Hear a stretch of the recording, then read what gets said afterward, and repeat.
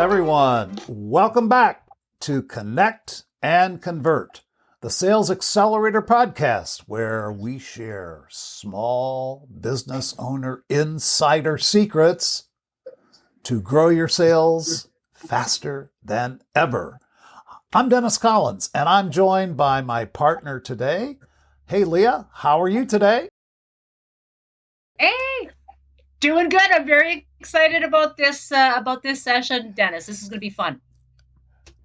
Well, I agree. We love to have guests. And today we have some very, very special guests who are near and dear to us. And they have just co-authored a book, which I think our viewers and our listeners are going to find very interesting. No Place Like Home Services. No Place Like Home Services. How a Wizard of Ads and his crackerjack copywriter helped America's best companies sell $2 billion. Our first guest today is Ray Seggern. I think I met Ray about 20 years ago when he was starting his company, Brand Guys team, which he heads up. God, it's been a long time, Ray. But your superpower, I love your superpower.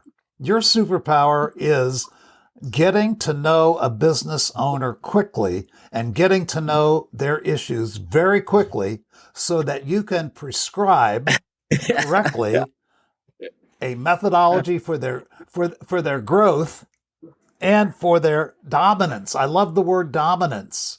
That's your superpower. That's your superpower. Well, thanks, man. I appreciate you saying that. We want to hear more about that. I'm sure the book details that. Can I also introduce the co-author who is here with us today? She is Monica Ballard. Hi, Monica. Hey, Monica. I have not known Monica I have not known her as long as I've known Mr. Ray, but I do know something, that Monica is the consummate storyteller. She, in fact, one description of her I read said, if words are involved, Monica is involved.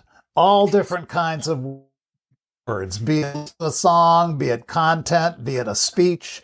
I think you're a playwright, you're an author, you've authored books, you've co-authored books. Words are pretty much your life. You have, as they say, a way with words. So it's a wordsmith. So we're glad to have both of you on today.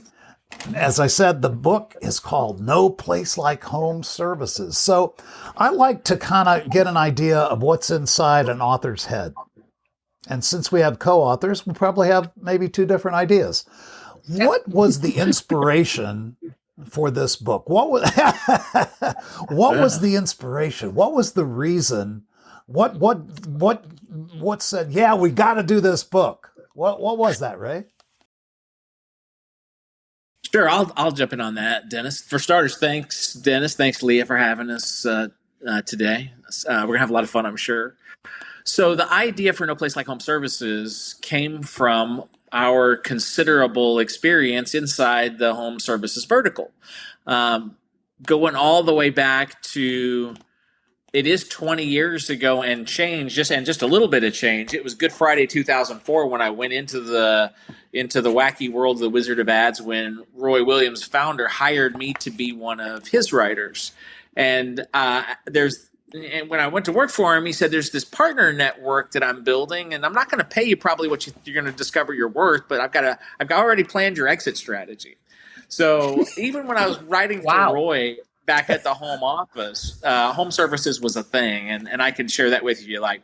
But the book generally came from Monica and I hitched our wagons together back in 2012 when I had the opportunity to bring a lot of clients in one fell swoop from a particular trade organization. And over the course of the ensuing 10 years, Monica and I collaborated on an article for their publication, right? In addition to that, we're working on dozens of clients week after week, month after month, year after year. So the sum total of everything we learned across that decade is what's featured in No Place Like Home Services. it really just became at some point it was great. We've got so many articles we've written. We could take that idea and write a chapter on it. And we've got this client. Boy, there was a great success story there. So it just was so much material that it was actually born of the pandemic, but took us a little while to get. So that's kind of when we decided we were going to start compiling. And it took us a minute to sculpt it into what you've got in your hands today. That's great. Monica, you being a writer in so many different disciplines, I love to think of a book as something that's transformative. For instance, there is a before state and there's an after state. Okay, so the proposed reader, our reader is in a before state that requires them to get to an after state. How do you see that transformation in this current book in No Place Like Home Services? How do you see that transformation? Where can you be transformed from before to after by using this book? Book? We like Ray says, we started out with these disparate articles, and so we had to kind of go through them and decide which articles do we want to include, which ones did, because of the word count, we really didn't say enough, and we can expand and expound on and increase the word count there to say what it was we really meant to say in the first place, but because of the amount of column space, just didn't have the opportunity to say.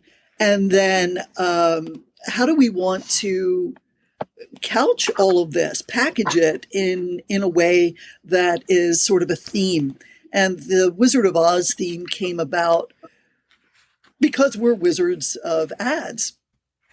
And so the whole point is that a lot of business owners have the brains, the heart, and the courage that they already have. They just need a map, essentially. They need a yellow brick road to follow to get from point A to point B, to follow that dream, to get those answers that when they get there, they find out they already had what it was that they needed all along. So we found that thematically, it sort of matched the goal that we wanted them to have. No Place Like Home Services, when I had the eureka moment on that, it's kind of cool, yeah. And then, the more we talked about it, it was just there was so much to explore there that it was just a fun thing to sort of weave everything through. Yeah. Well, it worked for me. I've pretty much devoured it and enjoyed it. But I want to highlight one particular chapter 7. Okay. Story, culture, and experience. Story, culture, and experience. That rings my chime. A lot of the stuff, the practice that Leah and I are in basically is about that, is about storytelling. And what your culture determines the level of flight. How high are you going to fly this airplane? Your culture has a lot to do with it, and certainly your customer experience. But there's one part, I think, towards the end of the chapter that I'm going to cite that I really kind of hit me. I think it's an actual quote from one of your clients. I don't know if I want to use his name, but it was one of your clients, I think, called Service Champions. Yeah, that's Kevin Comerford. He says, Kevin Comerford, yeah, he says, run the play, okay? Mm-hmm. Did you come to work with the right mindset? Did you run the play? Those are powerful words. What does Kevin mean by that, and why did you include that in the book? Yeah, Kevin has been a great guy to work with through the years, and it really, it really highlights for me, guys, the degree to which you stumble across a client every now and then who it's super clear that that we're bringing something to the table to help them, but certainly we're learning a lot from them. We're always learning. The only reason we're any good in these industries is because the clients taught us about the business, and then we brought value with what we learned about ad. two is a good combination, right? But yeah, run the play is something that was so powerful. That's out of Kevin's book, which is called Champion Mindset. And the idea Right.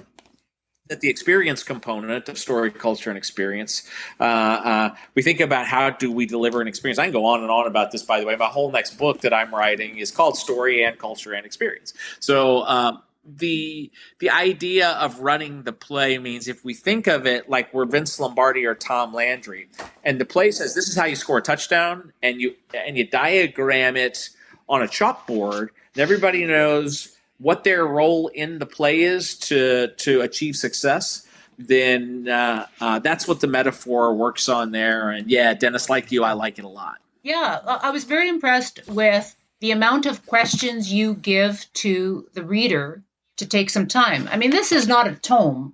This isn't going to take you, a few months to go through. But every chapter, you ask some very reflective questions that any of my clients, I would want them to sit and be thinking about that. Now, that comes from both of you guys, and I would imagine that's what you do with your clients. Delve into those questions to make sure that story comes out. Yeah, and I think one of the things that we excel at as consultants is in those monthly meetings to ask for some good news, always at the top. Give us some good news. What good news happened? And that puts them certainly in the right mindset in order to, if they came into the meeting ready to kind of or something like that. When we ask for good news, it's kind of like, oh, and it's really a transformation for them to kind of flip things and look for those good stories to tell us. And then what we try to help them with is, look, we're here in the foxhole with you. All right. We're here to help you along with your advertising and your business. We don't have all the answers. There's no silver bullets or certainly one cure all. But as far as advertising is concerned, let's help you tell that story. Let's help you with your culture and improve your experience, because the stories that we tell in their advertising have to ring true by the time the experience comes along and the technician is in their home doing whatever. So home services, that's the theme. And I know that you guys do tons of business with home services. But when I was reading this, I mean, there's a lot of wisdom that can be pulled out for other businesses, the way I'm looking at it. What are your thoughts? Yeah, so I mean, if you look in the second section, the great things come in threes, which obviously Monica referenced earlier. We've connected that to the three tag-alongs in Wizard of Oz, right? But really, the first golden trinity was strategy, message, and budget, because Monica and I just developed a very organic shorthand for describing what is it y'all do. Well, we help you with strategy. We help you with messaging, and we help you with budget, right? And then along the way, I came up with this idea of air, land, and sea, which is air is the airwaves, and sea is where the surfing happens, and then land is boots on the ground. And a lot of the contractor types can tap into the military analogy there. And then we've already talked about story, culture, and experience. So all of that applies whether you're in home services or not, right? I mean, the fact that you have a strategy that informs message is universal, and that we always want to get the highest and best use of that precious marketing resource through budget planning. Now, we're not reconciling invoices and keeping a spreadsheet week to week, but what we do is once a year, we help our clients plan their budget, right? How much should go to this? How much should go to that and the other? So yeah, all of those are universal, Leah. And I think that whether you're a jeweler, a furniture store, a car dealer, cosmetic dentist, whatever, that those same principles would apply. Monica, how about for you? I mean, when I was reading this book, thinking of both of you as authors, I know you're not trying to stop being consultants, but somebody could use this as a template for developing their own strategy, their own marketing. You guys bring something a little bit more to it. Absolutely. And as the message developer, and that is certainly it. I went from being a copywriter for a massive amount of radio stations, too many, to being a message developer for Roy in Roy's home shop. And I learned the difference between writing copy, banging out copy, as I used to do, to being a message developer. And messaging is different than copy in that you help the client develop the message, which is the story of their company. And it's more about bonding than it is what the sale of a week is or something like that. So that's the difference between message and copy. And that's what I tried to stress in the book as well, is that you need sort of a long story arc to take people from here to there. You got to pull people in and take them along on this journey through messaging rather than just copy. I think that's great that you guys are messaging experts. I don't think there's any question. If it has to do with a message, you will find the message. But I want to turn my attention and your attention now to chapter 11, which is recruiting, rewarding, and retaining. Yeah, I think the trades have it really hard right now in terms of attracting technicians. But it's really something that I learned very early on, that the only way any business owner can grow is to attract, train, motivate, and retain team members. And it goes back to, in the Holy Trinity of story, culture, and experience, it's that culture piece. Any organization that is subject to high turnover is going to have a hard time maintaining culture. So in the relationship of story and culture and experience, you could see how a deficiency in culture undermines your ability to deliver the experience ultimately and translate everything to happy customers, right? So yeah, really, you're right to hone in on that, Dennis. It's an important part of the equation, and we knew it needed to be in the book for that particular reason. And I think it's a really good chapter. I think it highlights Monica and I's our working relationship, because while I get credit for a lot of the bigger ideas, this is a chapter really that is a lot of Monica in this chapter for sure. Yeah. This chapter talks about finding the organization's rhythm, and that did make me think of Monica. Interesting. Yeah, this, I won't say that, that this was an easy chapter, right? But it was lessons that we learned from a lot of feedback from our clients about what they do to, I mean, a lot of them were just like, oh, we just can't keep people. And so we asked them a lot of hard questions about their culture and how they were rewarding and attracting new talent, and what that new talent had to say about where they came from and why they left the previous company.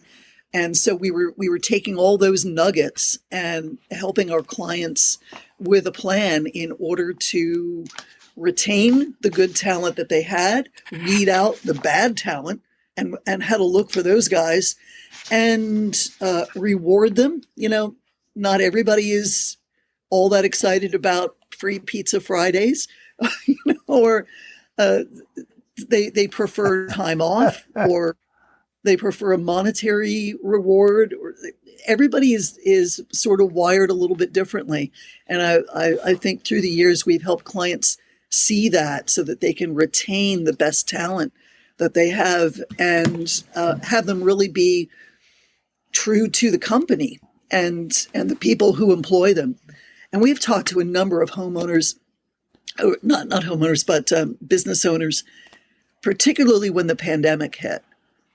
And it was amazing how many of them were like, I got to look after these guys, you know, these guys and their families and their mortgage payments. And it was really heartening to know how much they were invested in their employees and their lives. They didn't just look at them as a number on the bottom line. And so that was a relational aspect of our consulting business that I think was really brought to light, particularly during the pandemic. Yeah, one of the things that that we've realized along the way is the tables have turned. We don't live in the world of the 50s, 60s, 70s, 80s, where the business owners have the good jobs, the precious jobs that everybody fights for, therefore do it my way or the highway. More and more, you're interviewing employees so they can interview you to decide if they're going to hire you to be their next boss, because Great Resignation, there's so many side hustles and entrepreneurial opportunities. It's just a very interesting reflection of the time that we live in. I was really struck with both of you, the heart that you guys put in, especially in the beginning when you were talking about the why you got into this. Ray, your story of literally, going to the little stores when you were a kid and how that impacted you, and small town. That's huge, because I think we all hearken for that. And that's that difference between working with local businesses. I don't care how big they are, but the local business that you're trying to help and kind of getting to the nut. I think it showed both of your hearts. Yeah, I'm glad you enjoyed that part of the book, Leah.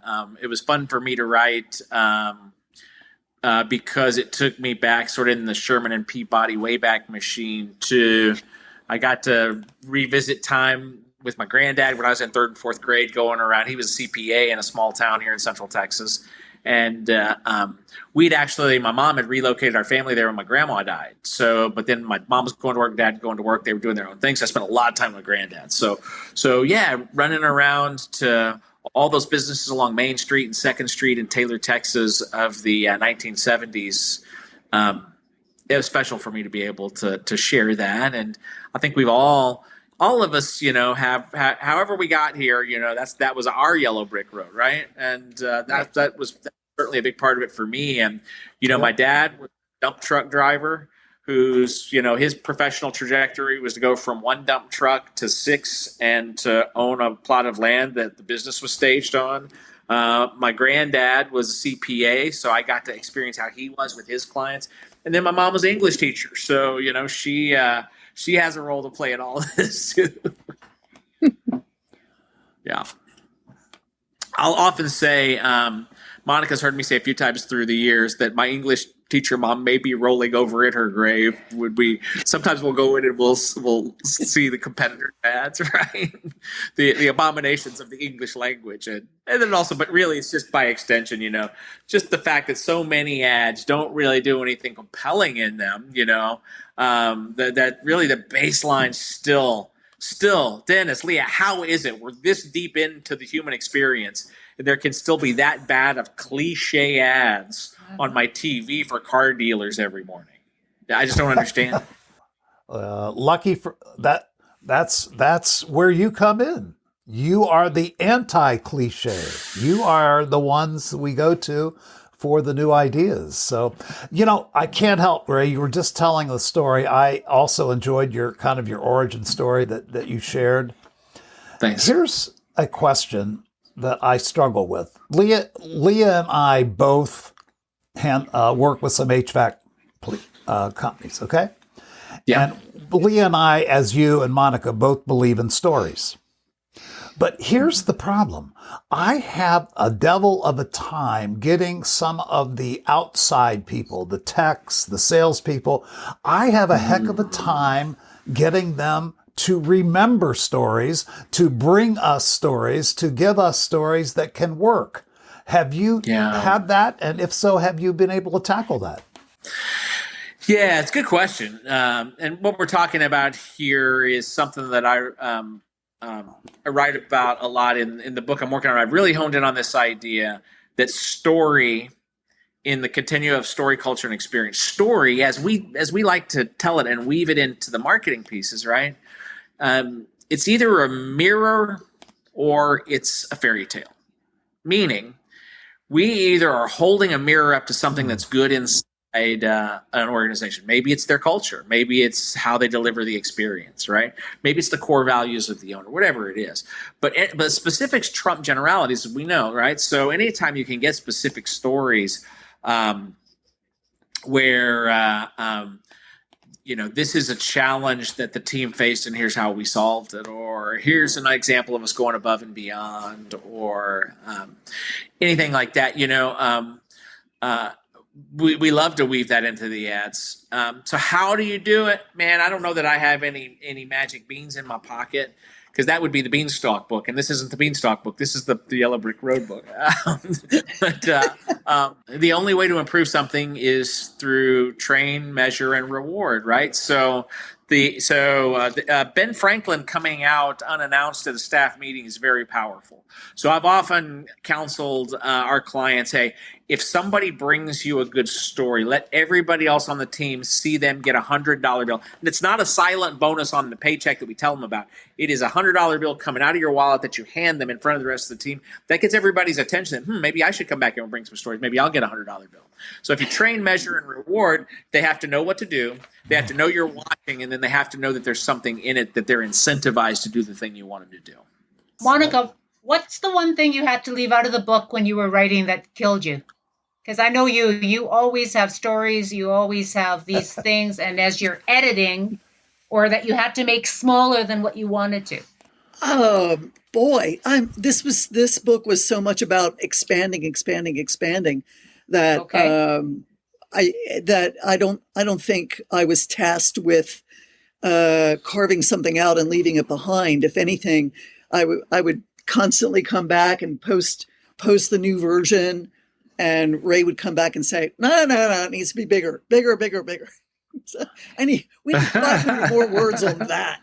And so. Beautiful. It was. And I think in writing the afterword, that was something I was really, really proud of. Ray got the origin story in the foreword.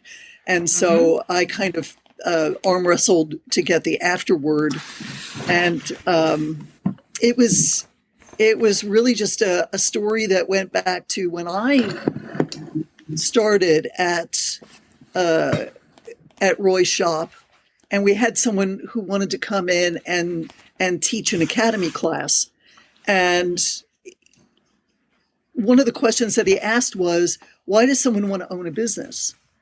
And all of us, being the consultants that we were, had all of these, it's to fulfill your dream of entrepreneurship and to right a wrong in the marketplace. And we had all of these lofty ideals, right? And he was like, no, it's to sell it and make a lot of money.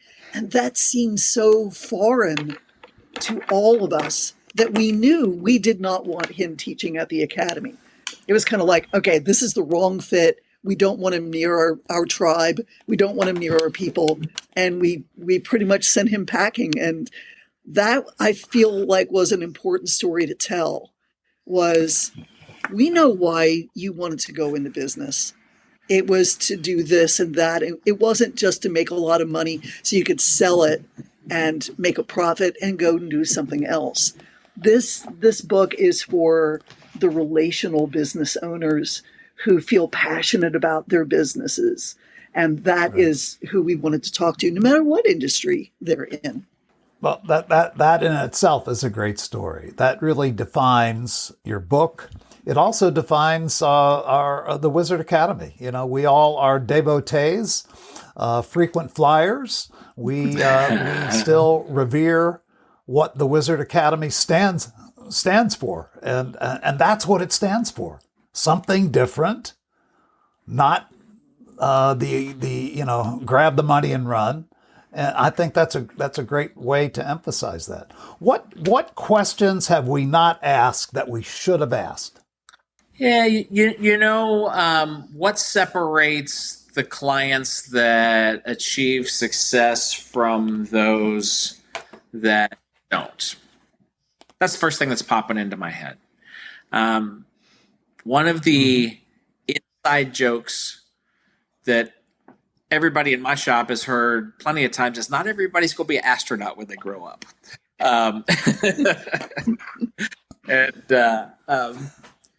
I would just say that if you talk about brains, heart, and courage, right, they imply for me,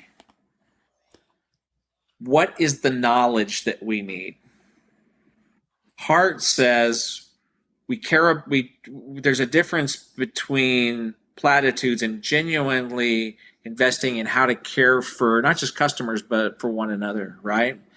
And then courage says, will you take the little bit of leap of faith and not chicken out before the miracle happens? So if we come back to those three things, it's one thing to put the ideas of here's how we did it in a book. The thing that couldn't be clearer to me right now, and it's super important to me when I choose clients to work with. We're both blessed to be at a place in our professional careers where we don't need the next client. So I think because there have been plenty of times in the 20 years I've been doing this, Dennis, where our founding partner, Roy Williams, told me early on, he said, whatever puts food on the table with honor and dignity, right? So great. But sometimes that's being, hey, you know what? I did it for the money. I was skeptical that this person was maybe not going to be an astronaut when they will discover this along the way. But I like them enough, and they've got employees, and those employees have families. There's a lot of dreams tied up in a business owner, even if they're not made of the right stuff, right? Or all the best stuff, right? Cover of book says helped America's best companies, right? But we helped America's good, better, kind of okay, and best companies along the way. And, it makes it very easy for me. And I'll be honest with you, straight up, I did a gut check on some clients that I've been working with for a long time that maybe haven't grown as much as I thought they would or they wanted to. And I look at it and my side of the street feels pretty clean to me. And so I make a choice. Do I cut them loose because they're not growing and making me enough money? Well, maybe. But there's just as many where I've said, you know what? I did everything short of spitting in my hand and taking a blood oath that I will help you get to where you want to go. So it doesn't feel good to walk away from them just because we haven't multiplied their income enough to where they're one of my more desirable clients financially. Sure. Monica, how about you? What questions have we not asked? That was Ray was quite a heartfelt answer. Yeah.